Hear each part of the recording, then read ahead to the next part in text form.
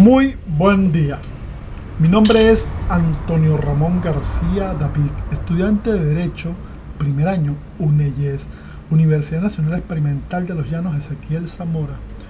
Unidad curricular a evaluar o subproyecto Derecho Administrativo, por la abogada Maribel Villavicencio, la cual nos envía a nuestro equipo una evaluación tipo entrevista, donde debemos formularle una serie de preguntas a un ente u órgano competente del Estado.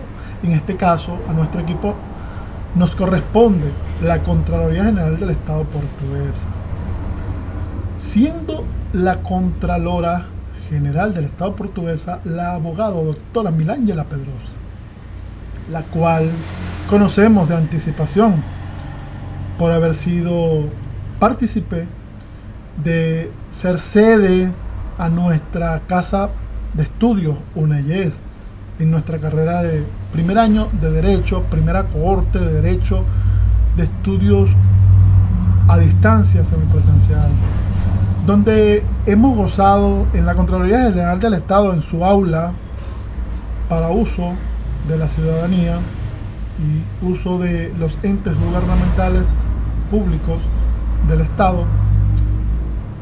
Nos ha dado la dotación de prestarnos el espacio de la Contraloría General del Estado, un aula equipada y bien cómoda, que gracias a ello venimos desempeñando las clases presenciales de nuestra carrera como tal, donde ya conocemos a la doctora Milángela Pedrosa, porque fue quien nos impartió la unidad curricular o su proyecto de Derecho Civil. Por tal motivo, el día viernes 3 de agosto del presente año 2018, los estudiantes Pedro Hernán Pernia Méndez, Yetzabe Contreras y mi persona fuimos a dialogar con la doctora, la cual nos dio cita programada para hoy, lunes 6 de agosto del año en curso, a las 10 de la mañana. En este momento, mis compañeros y mi persona nos vamos a dirigir a la Contraloría General del Estado, ubicada en la calle 16, entre carreras cuarta y quinta de Guanare, Estado portugués, al lado de la Plaza Bolívar, a la Contraloría General del Estado, para efectuar dicha entrevista. Esperemos que el abogado Maribel Villavicencio nos excuse y nos disculpe porque no pudimos efectuar el video el día del viernes, porque fuimos primero a solicitar dicha entrevista, a dialogar con la doctora Milángela Pedrosa, y en segundo motivo de que también nos excuse porque no pudimos efectuar una carta, un memorándum por escrito para solicitarle a la doctora Milángela Pedrosa dicha entrevista, pero como la conocemos de antemano porque fue nuestra tutora de Derecho Civil, muy buena persona, fuimos muy cortésmente y amablemente, nos atendió y nos dijo que sin ningún problema, que para el día de hoy nos podría atender, 6 de agosto. Por tal motivo, ahorita vamos a efectuar dicha entrevista. Vamos a continuar con los videos, son videos caseros, una cámara muy humilde. Esperemos que sea provisto de buena fe para los estudiantes de Derecho y nuestros compañeros y docentes como tal. Muy amable. Vamos a continuar con los videos, vamos a cortar y esperemos que todo salga a total satisfacción de la cátedra como tal. Gracias.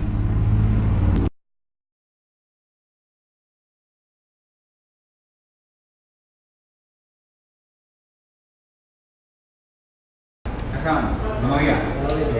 Para conversar con la profesora Milángela, con la procuradora. ¿De parte de quién? De los estudiantes de Derecho Administrativo de la UNEYES.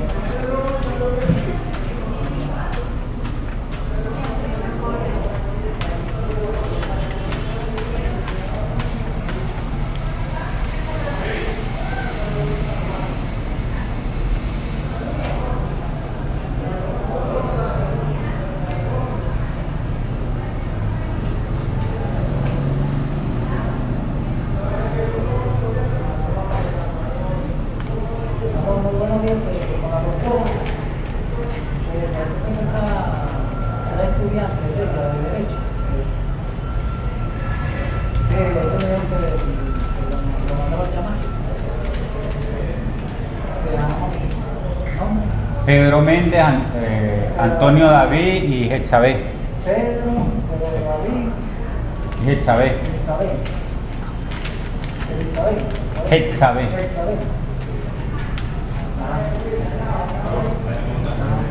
Doctor, ¿qué necesita con él? Está aquí abajo.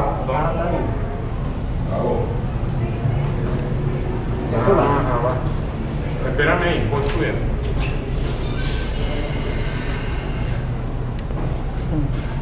Hágame cabeza. Gracias. Gracias.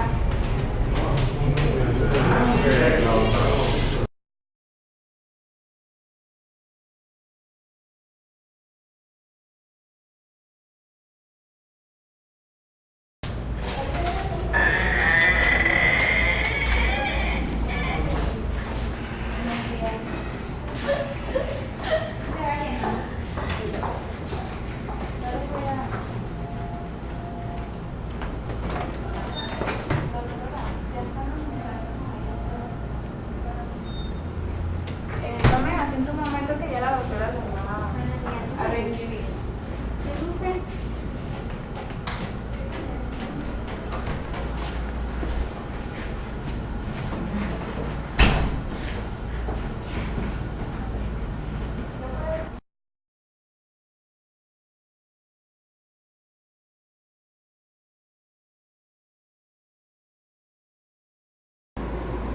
Buenos días, profesora. Estamos aquí de parte de Nueva Unilla con la finalidad de realizar una entrevista en relación a lo que es la tecnología, cómo está estructurada, cuál es su personalidad jurídica, entre otras preguntas.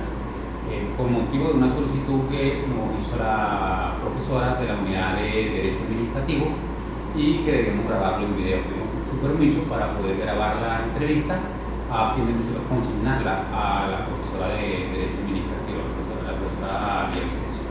Bueno, buenos días, yo complacida y le seguimos dando a la universidad, porque este es un trabajo que se le da a ustedes para que la universidad siga creciendo tanto en ustedes como institución, la universidad, y saber que la universidad está bastante fortalecida en cuanto a los profesores que tienen. De hecho, esta entrevista que la están solicitando, pues para estar en primer año, es bastante avanzada, pero bueno, eso se alaba de los profesores que les están dando clase a ustedes en Derecho Virtual.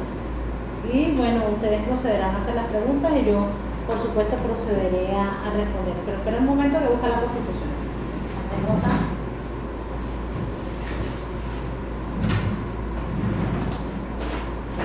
Antonio, pásenme una ya porque yo creo que me la llevaron allá adentro. Por favor, y ustedes, esto es en vivo y directo.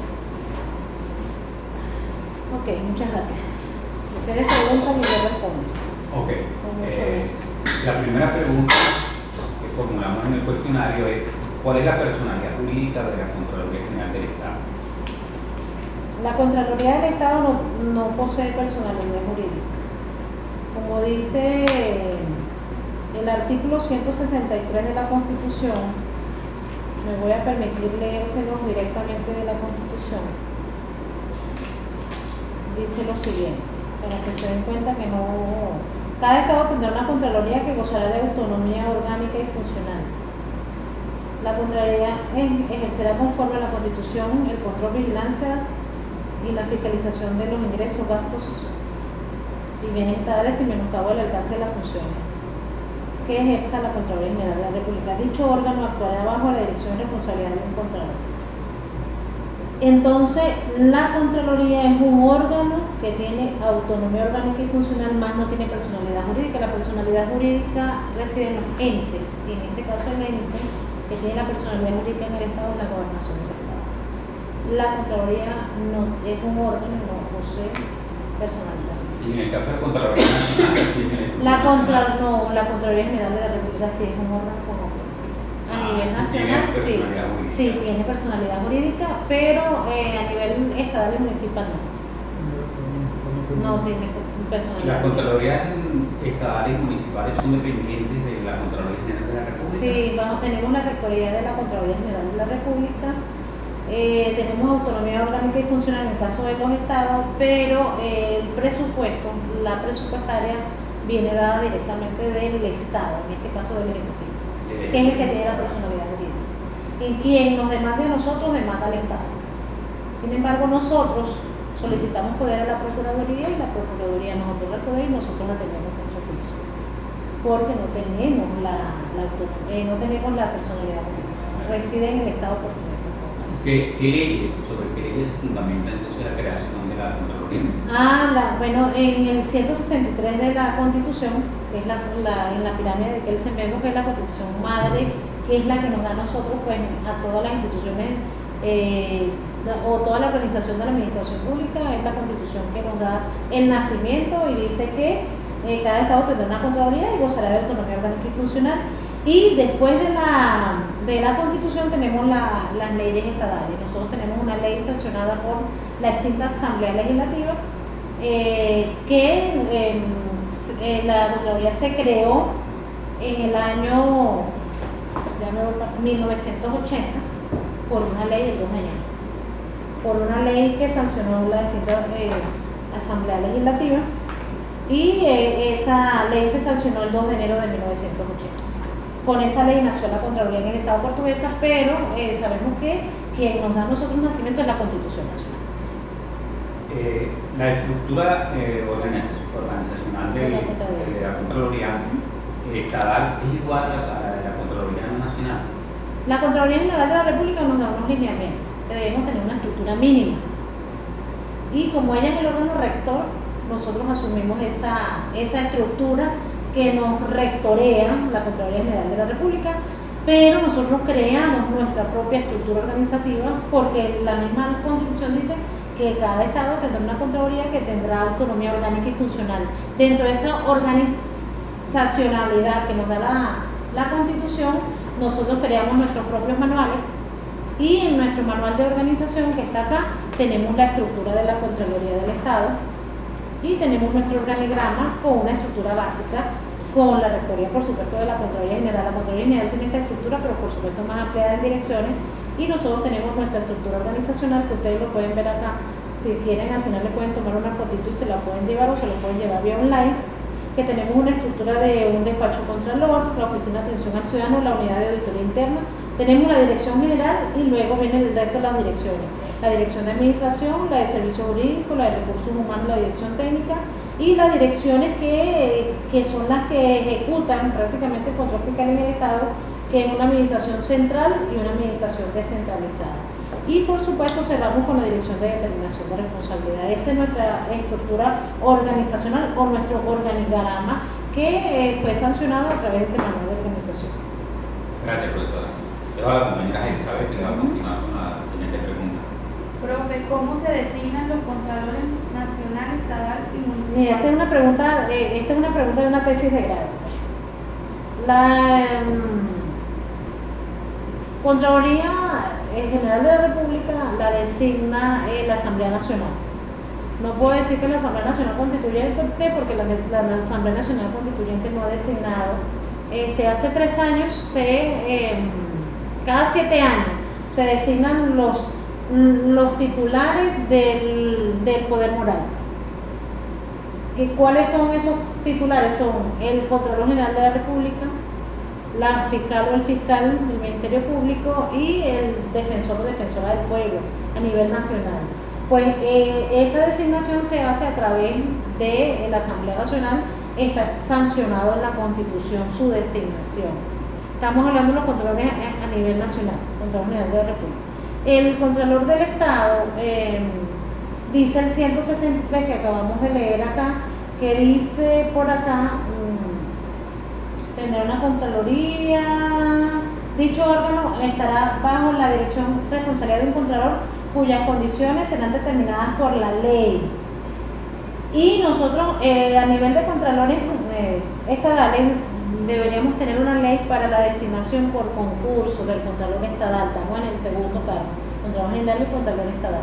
Sin embargo, esa ley fue abolida o salió del contexto del plano legal porque la misma Asamblea Nacional, no la Asamblea Nacional Constituyente, la Asamblea Nacional emitió una ley donde derogaba la ley de designación de contralores estadales. ¿Cómo en la realidad se hace? Porque no tenemos ley para designación de contralores estadales. Los generales, la Constitución dice cómo se van a designar y la Asamblea Nacional hace un concurso de oposición y se designan los 3 cuerpos del poder moral. Los estadales teníamos una ley, la Asamblea Nacional la dejó fuera del contexto jurídico, la derogó y no tenemos entonces ley para designar los contralores estadales. Sin embargo, el Contralor General de la República los designa a dedo. Nosotros estamos designados por el Contralor General de la República, nos juramenta él y duramos el tiempo que él crea prudente, de acuerdo a unas evaluaciones, por supuesto, que nos van haciendo, porque eso no tenemos un tiempo prudencial al punto que yo entré a este cargo en el año 2006. Saquen la cuenta, pues. Y no es contradictorio, no es contradictorio con la Constitución derogar una ley sin que haya creado la ley. Mira, pudiese decirse que sí, pero fue la Asamblea Nacional la que lo dejó por un lado. Y en la misma ley donde quedó derogada la designación de los contralores. ¿Qué pasa? ¿Por qué la Asamblea Nacional quita de contexto jurídico a la ley? Porque la ley era inconstitucional. Entonces la Asamblea Nacional legisló y la dejó fuera y le dio, en la misma ley, le dio al contralor la potestad de nombrarlo, bien sea provisorio, provisional o interventores.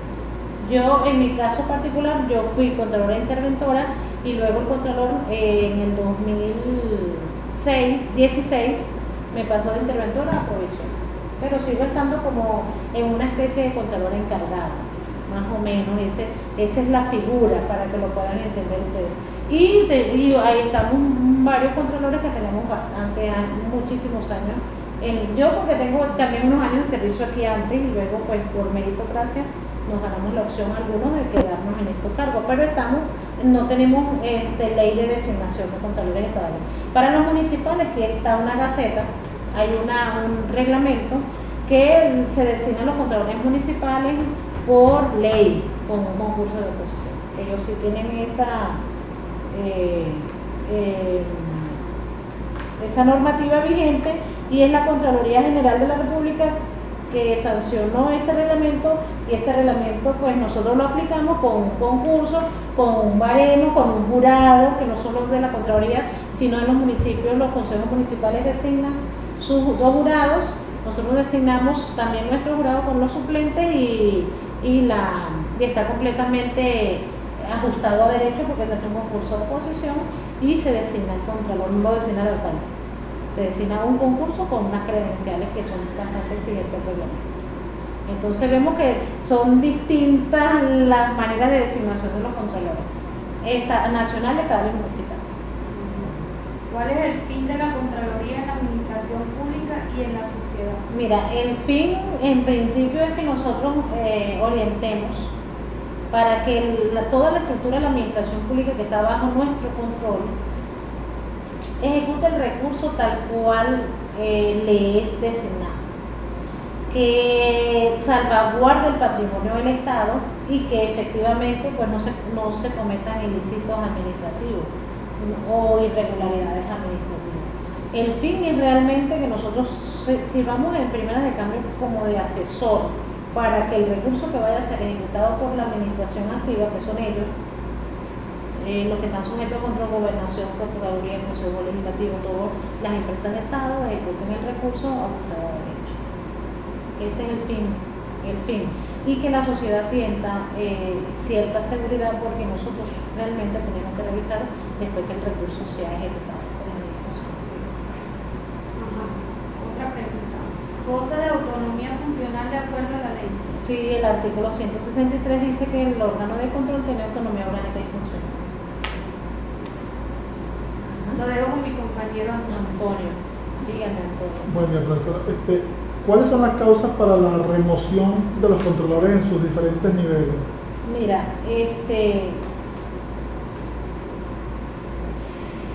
si no, es una pregunta así como que muy amplia, pero si nos situamos en la realidad de un contralor, sea nacional, estatal y municipal, es un servidor público.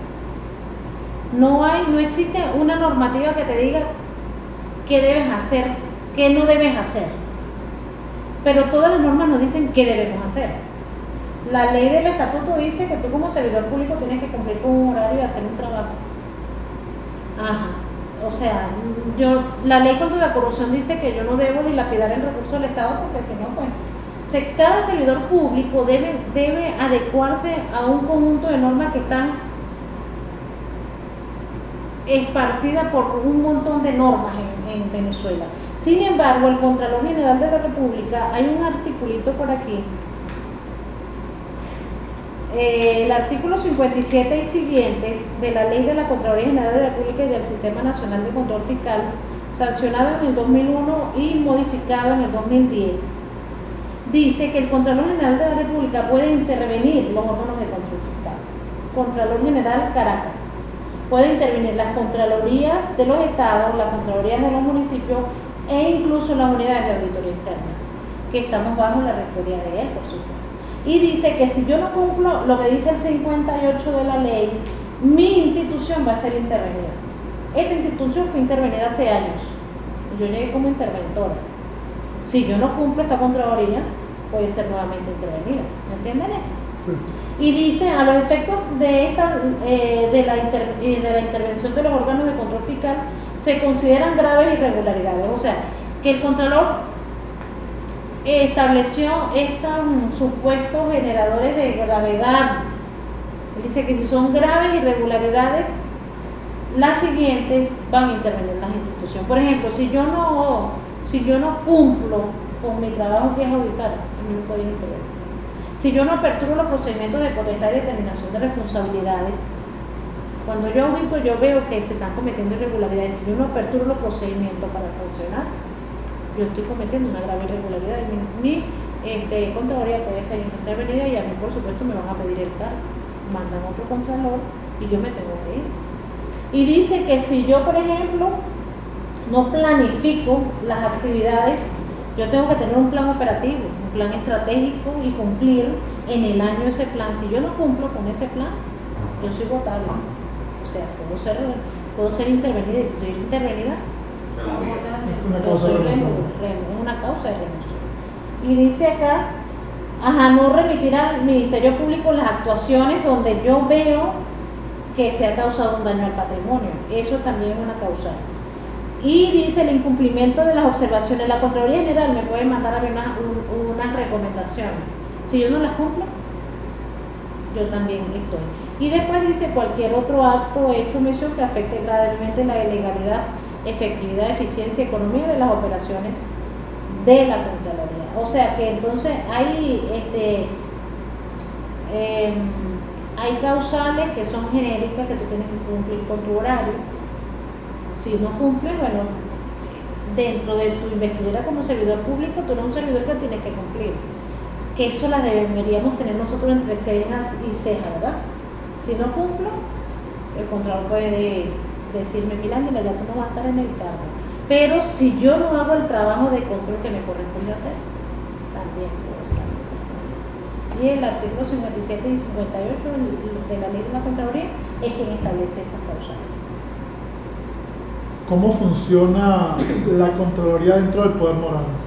Mira, la Contraloría es una trilogía. El Poder Moral está conformado por tres órganos a su vez que yo les acabo de mencionar, que es la Fiscalía, la Defensoría y la Contraloría. Esos tres poderes tienen que velar por la ética pública y la moral administrativa. ¿Y dónde dice eso? De los primeros artículos de la ley del poder ciudadano. Hay una ley. Y en la ley, todos los tres, Fiscalía, Defensoría y Contraloría, deben velar porque los magistrados del Tribunal Supremo de Justicia, por colocarles un ejemplo, hagan todo ajustado, una ética pública y una moral administrativa.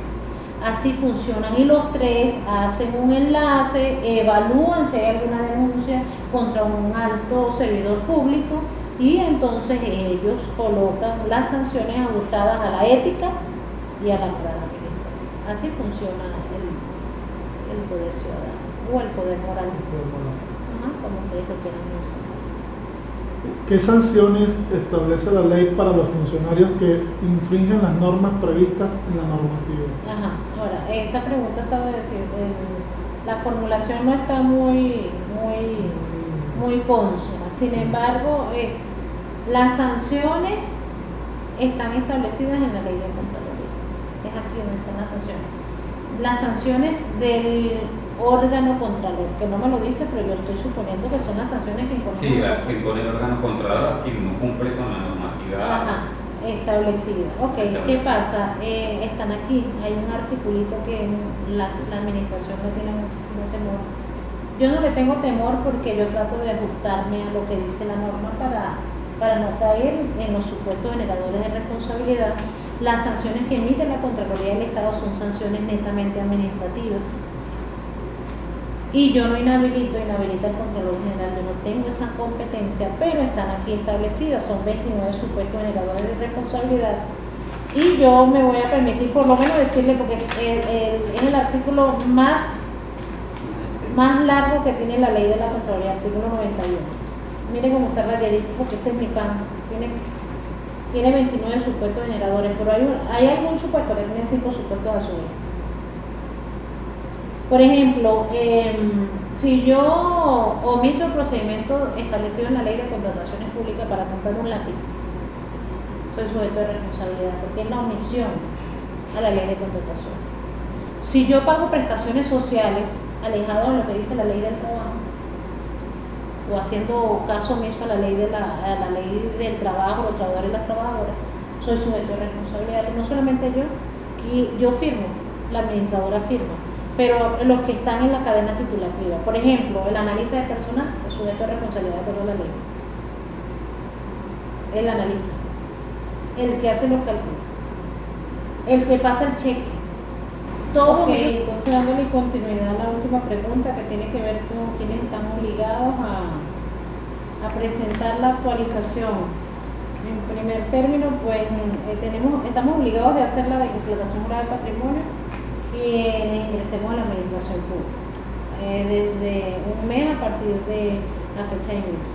Sin embargo, los altos funcionarios estamos obligados de actualizar la declaración jurada de patrimonio presentada cuando lo ingresamos, desde el 1 de julio hasta el 31 de julio. No obstante, el Contralor General de la República para este año 2018 extendió el lapso de prórroga para actualizar la declaración jurada de patrimonio hasta el 31 de agosto. O sea que estamos en tiempo útil para actualizar la declaración jurada de patrimonio. Recordemos algo importante: cuando nos vamos de la administración pública tenemos que hacer la declaración jurada de cese para que no puedan pagar las prestaciones sociales. Estamos obligados porque la misma ley de la Contraloría, la ley contra la corrupción y las resoluciones de la Contraloría General lo señalan. Y dice la resolución del Contralor de febrero del 2016, quienes están obligados, de acuerdo al artículo 1, el artículo 2 de esa resolución, quienes estamos obligados de presentar la actualización de la declaración jurada de patrimonio. Dice las máximas autoridades que ejercen cargos de alto nivel y de confianza de los órganos y entes señalados en la ley de la Contraloría, en el artículo 9, que ahí dice quiénes conforman la Administración Pública Nacional, Estatal y Municipal de esta ley de Contraloría. Sin embargo, el artículo 2 es bien específico, señala quiénes son todas las autoridades a quienes corresponde hacer la actualización de la declaración jurada de patrimonio, que estamos en tiempo útil. Muchísimas gracias, profesora. Estoy para servir, en lo que mis conocimientos puedan ayudarles, pues estoy para servir. Bueno, esperemos que esto sea de total satisfacción para la docente de la unidad. Hay una inquietud que me quedó a mí allí. Hablamos de varias cosas, sin embargo, el artículo 46 de la ley de la Contraloría te dice cuál es la función del órgano contralor. El órgano contralor nacional, el órgano contralor estatal y el órgano contralor municipal, incluso las unidades de auditoría interna, de acuerdo al artículo 46, estamos obligados a hacer un trabajo específico, y se los voy a mencionar para que se lleven ese detalle. Los órganos de control fiscal externo, que son todos los que les acabo de mencionar, en el ámbito de sus competencias, de acuerdo al 46 de esta ley, podrán realizar auditorías, inspecciones, fiscalizaciones, exámenes, estudios, análisis e investigaciones de todo tipo y de cualquier naturaleza en los entes u órganos sujetos a control para verificar la legalidad, exactitud, sinceridad y corrección de sus operaciones, así como para evaluar el cumplimiento y los resultados de las políticas y acciones administrativas de eficacia, de economía, eficiencia, calidad e impacto de la gestión. O sea, que en resumidas cuentas nosotros hacemos un trabajo de actuación fiscal.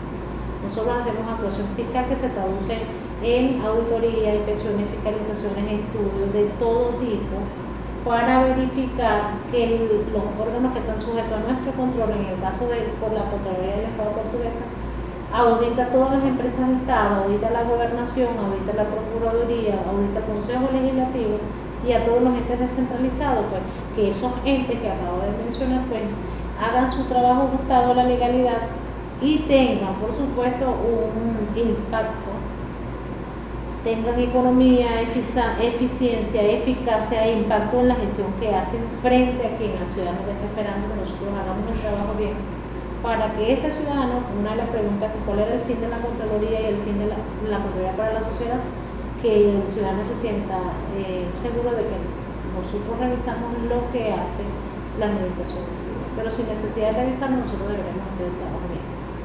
Tenemos leyes que nos obligan a hacer ese trabajo bien. Si no hacemos el trabajo bien, vimos que el artículo 91 de la ley de la Contraloría pues, impone sanciones administrativas, pero distinto a eso, si se cometen ilícitos que vayan en contra de la ley contra la corrupción, es el Ministerio Público que sanciona penalmente. Yo sanciono de manera administrativa. Estoy para servir. Gracias. Gracias, profe. Gracias, profesor. Bendiciones, pues. Bendiciones. No, vamos. Amén.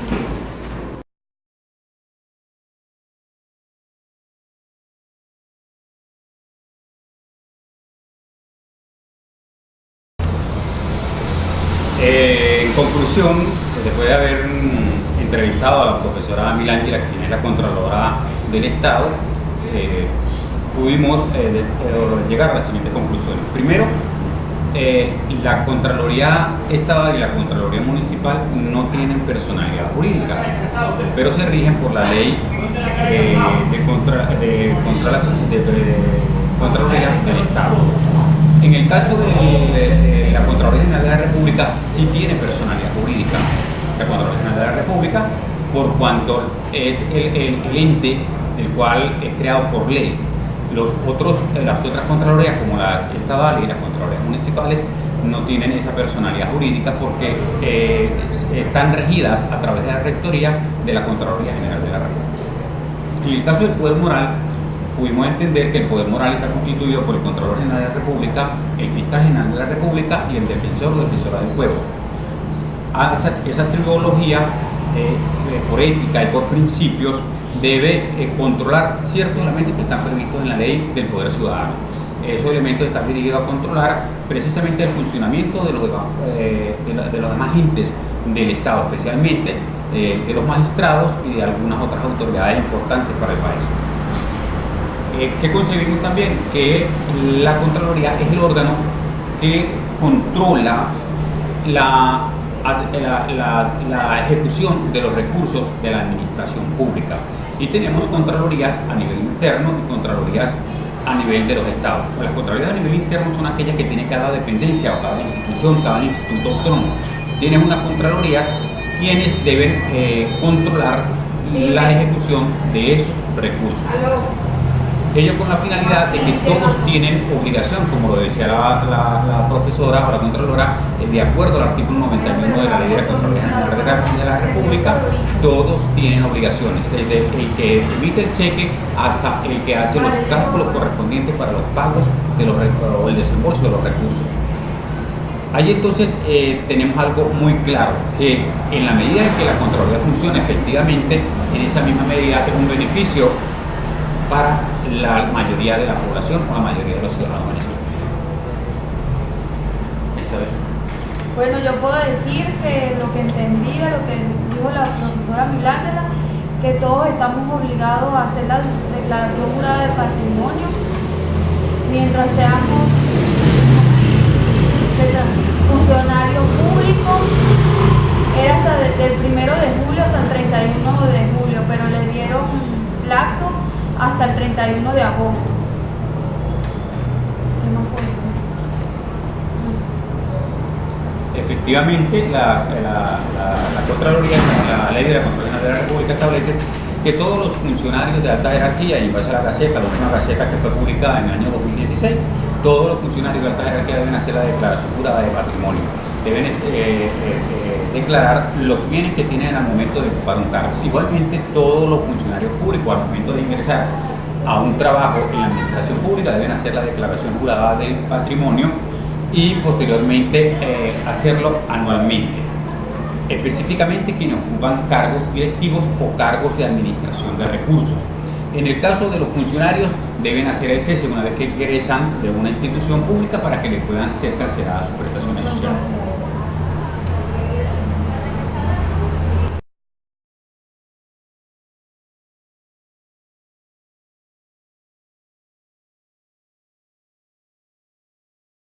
Muy buena tarde. Mi nombre es Antonio García, estudiante de Derecho, primer año, primera cohorte, UNEYES, UANAR, estudios a distancia, semipresencial. Acabamos de efectuar la entrevista a la doctora Milángela Pedrosa, Contralora General del Estado Portuguesa, la cual hicimos una serie de preguntas sobre el órgano competente como tal.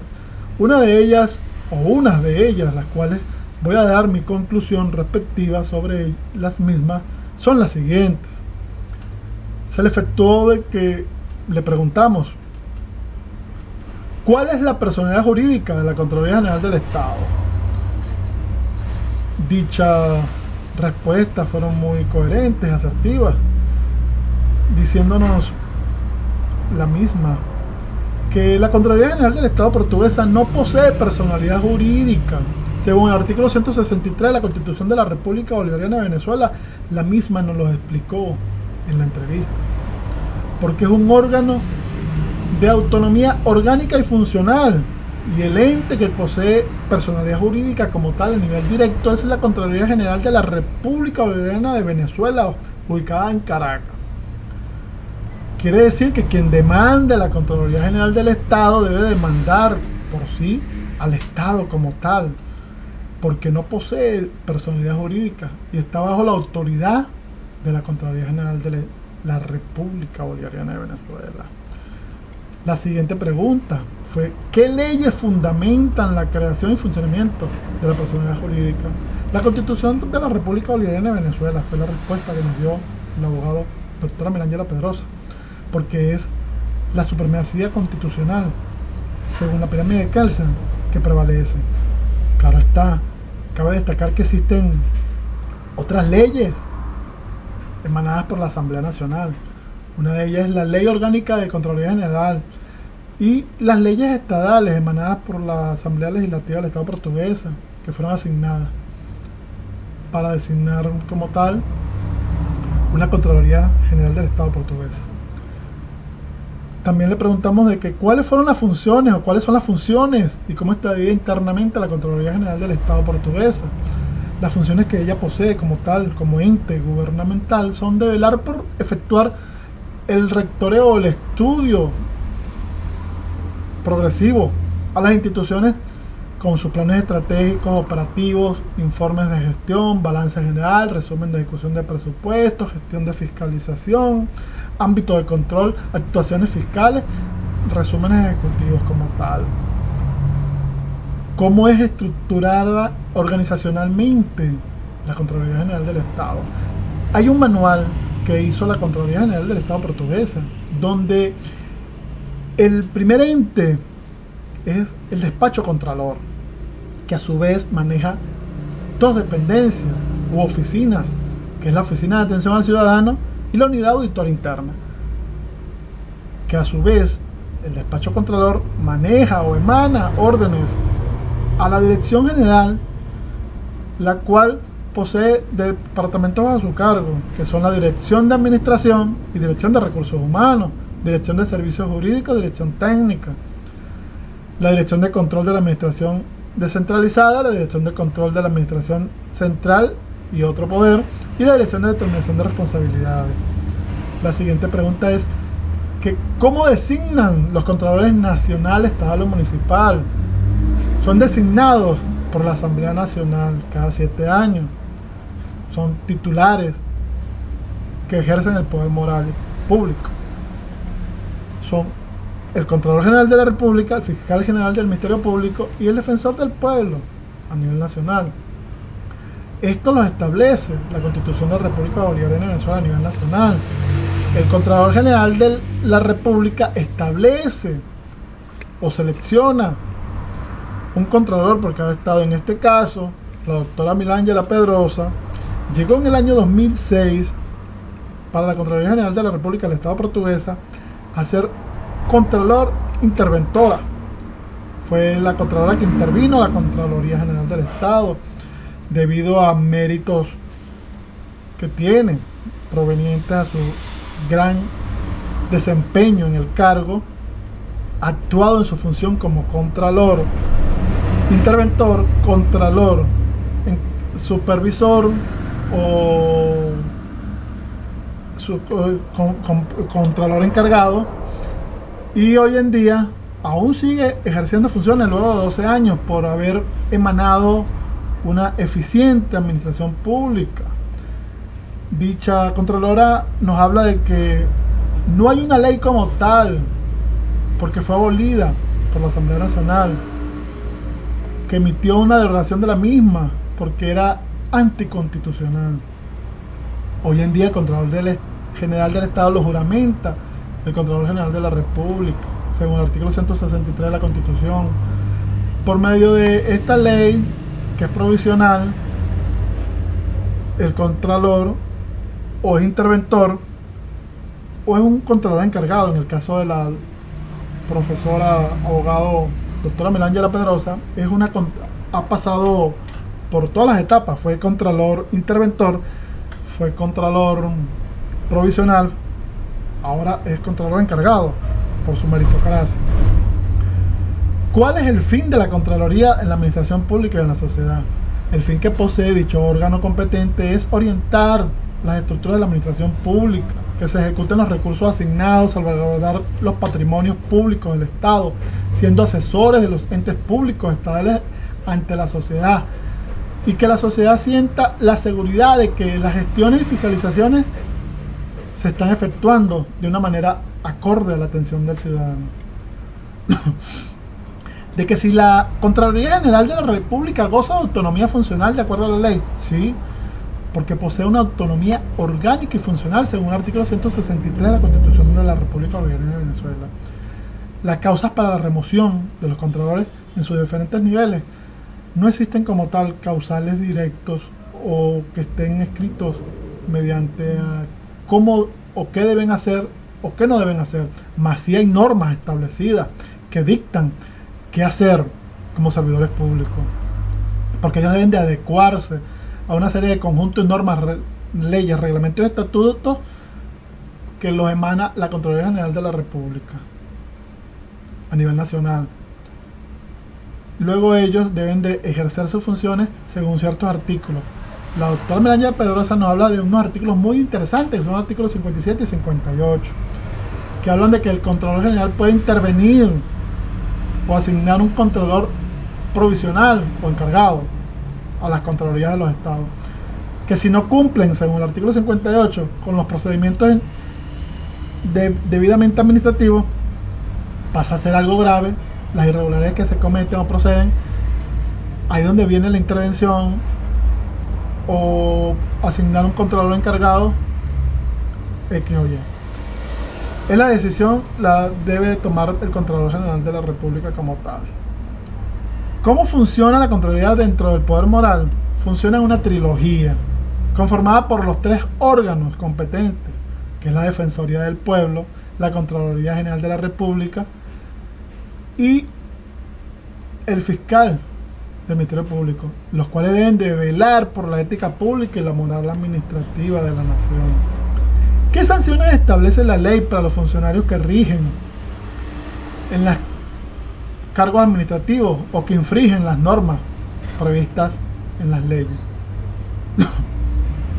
Las sanciones netamente administrativas, porque están establecidas según la ley de la Contraloría, en el artículo 91 con 29 ordenales, que son generadores de cumplimiento, según la ley orgánica de la Contraloría General de la República, en la cual sus sanciones son en base a la unidad tributal vigente en la actual o en el actual año como tal. En este caso la unidad tributaria es 1.200 bolívares soberanos. ¿Ok? 1.200 bolívares fuerte o 120 bolívares soberanos. Ok, me disculpan. ¿Quiénes están obligados a presentar la declaración jurada del patrimonio? Y por qué. Ahí nos habla la doctora Melaniela Pedrosa de que todos los funcionarios, desde el presidente de la República, vicepresidente, los ministros, los altos cargos militares, los encargados de las SODIs, hasta los gobernadores, alcaldes, concejales, deben de efectuar la JP, la declaración, la DJP, Declaración Jurada de Patrimonio, que la misma es desde el 1 de julio hasta el 31 de agosto. Este año fue emitida hasta el 31 de agosto como tal. Y nos habla también de que en el artículo 9 de la Ley Orgánica de Contraloría General de la República habla de que quienes también son los que deben de efectuar dicha declaración jurada y el por qué. Porque son órganos o entidades públicas de la administración directa del Estado. Esas son mis conclusiones, esperando que todo sea de vital entendimiento y una espontaneidad natural, porque es algo en vivo. Muchas gracias, muy amable por tan prestigiosa oportunidad de la abogada Maribel Villavicencio en darnos un trabajo algo exhaustivo y avanzado. Muy amable, gracias, y esperemos que todo sea acorde a lo solicitado por la unidad curricular. Muchas gracias.